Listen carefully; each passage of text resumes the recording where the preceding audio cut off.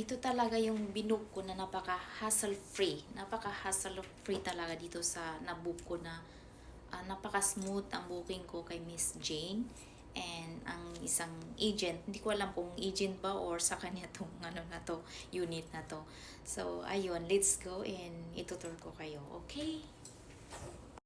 So, ito na siya guys. Tinan mang hallway. Itong ano na to nakuha namin is PH17.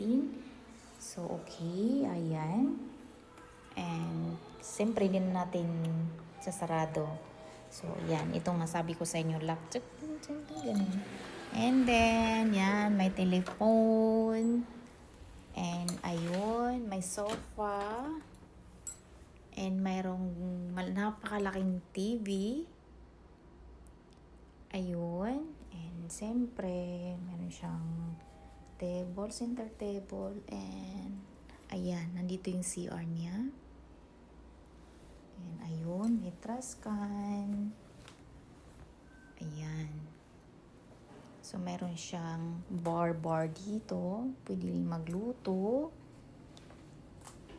And ayun, may suspan siya. And ito, may mga gamit dito na pwedeng gamitin to siya guys. May rice cooker, pwede kayo magluto dito. Ayan.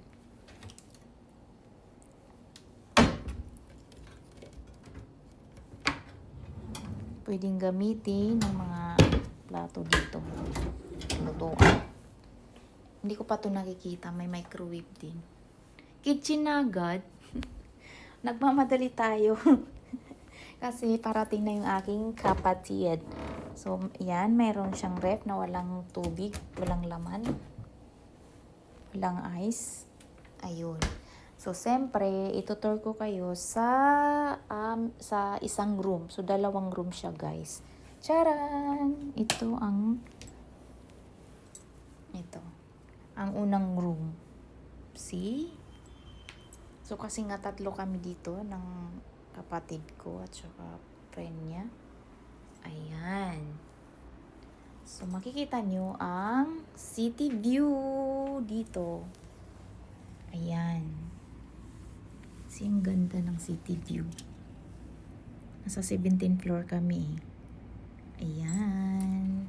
So, pupunta na naman tayo sa kabilang room. Siyempre, doon ako matutulog kasi alangan naman na pwede kang mag-video key dito. Mayroon din electric fan kung ayaw mo ng kuan. Oh, ang ganda. Oh, may bar ka pa. See? So, ito na ang isang room. Actually, nakahiga na ako dito. Nakatulog na ako eh. So, ang ganda. Aesthetic.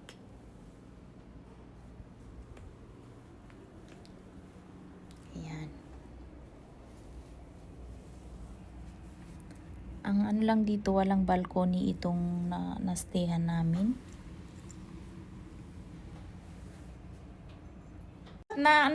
Nasali na pala ikaw sa sa vlog ko. Kaya nagtutur, nag-ano na ako na.